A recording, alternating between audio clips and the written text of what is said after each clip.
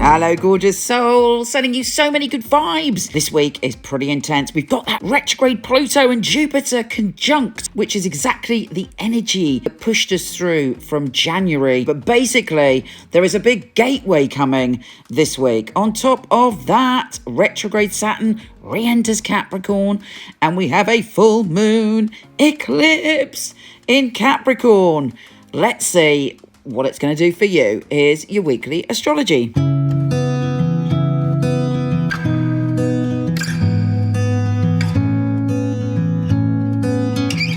Hello, Aries. Before I bring you the drama, let's just say that you can cope with anything because Mars is in our sign. Yeah, baby. It's fiery, it's passionate, and it's strong.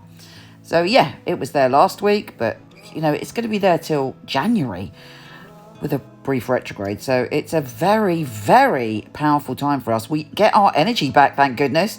We are in our power. Our creative energy, our passion energy is flowing. And we are just, you know, full of energy. If you're not quite yet, trust me, you will be. So we can cope with anything when Mars is in Aries because it gives us full-on power. Now, we have this incredible retro Pluto and Jupiter conjunction. Now, on the one hand, this is very positive. By the way, most of the energy for us really is about our career and our reputation this week on some of the deeper levels. So Jupiter and Pluto, what happened to you in January? We know what happened to the world, and Jupiter, by some astrologers, is one of the main culprits of helping to spread the virus. So I do believe that it's going to go one way or the other in this second phase of Jupiter and Pluto conjunction. But individually, there is a massive transformation around Aries careers this month. And hopefully change for the better. But look back to January for clues about how this year, mind you, I suppose a lot of people have been put on pause, but during that pause, what were you thinking about what you want for your career going forward? So, you know, there's a lot to digest, and Pluto brings about transformation whether we like it or not. Also, Saturn, which briefly left Capricorn and went into Aquarius.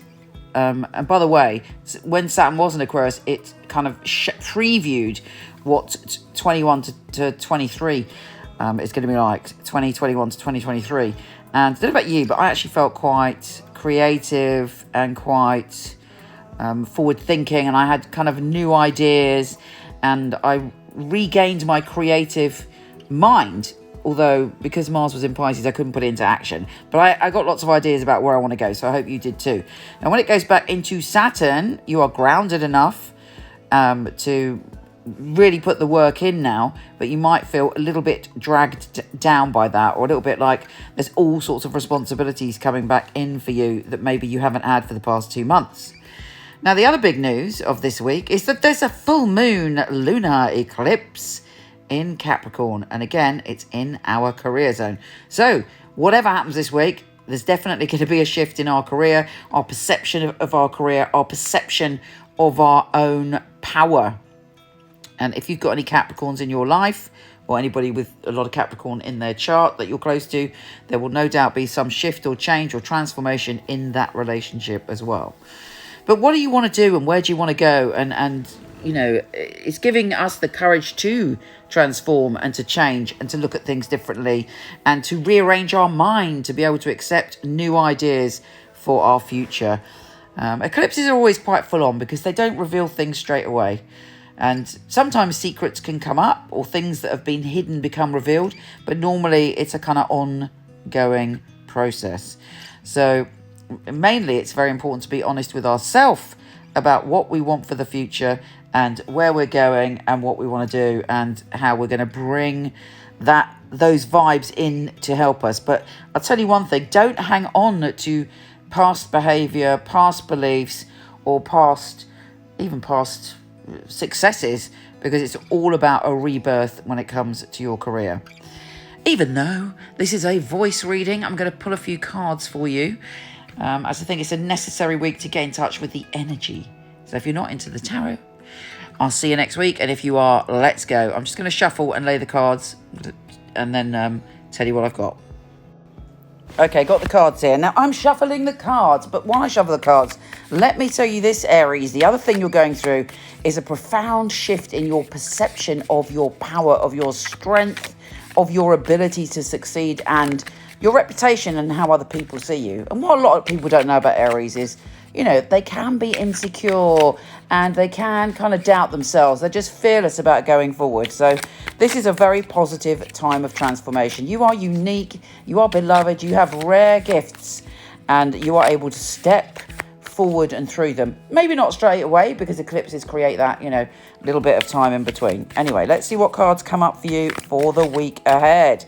Aries, Aries, Aries, Aries, Aries, Aries. Let's see what is going on for you.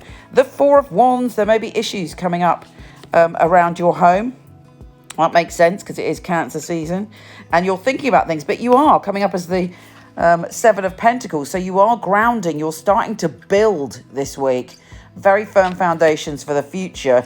And, you know, there are a few old wounds that possibly came up with all these retrograde planets, and Venus was retrograde. So you have been dealing with a lot of heart chakra issues, a lot of emotional issues. But you've got the Ace of Pentacles here, which is success. And it really fits in to the astrology because the Ace of Pentacles is the peak of the tarot suit. And it's about success, grounded success, abundance, achievement. And that is exactly where all the astrology is for you now. Also, you've got the Page of Cups here. Do not forget your beautiful and unique innocence, your soft side, your emotional side. There may be a Cancer, Pisces or Scorpio with a very sweet soul coming into your life this week to offer you a brilliant and very pure idea. And then the final card I've got for you is the Magician. Yeah, baby. This is, you're approaching. I don't believe it's just yet, but it's coming soon. I mean, it may be now, but it's definitely coming, which is the Magician. You have all the tools that you need to create the future. It's a time of abundance. It's a time of transformation. It's a time of shifting for you. Fabulous, Aries. You take care, gorgeous. Come visit me on Twitter at Michele Knight. I would love to interact with you there. Take care, babe.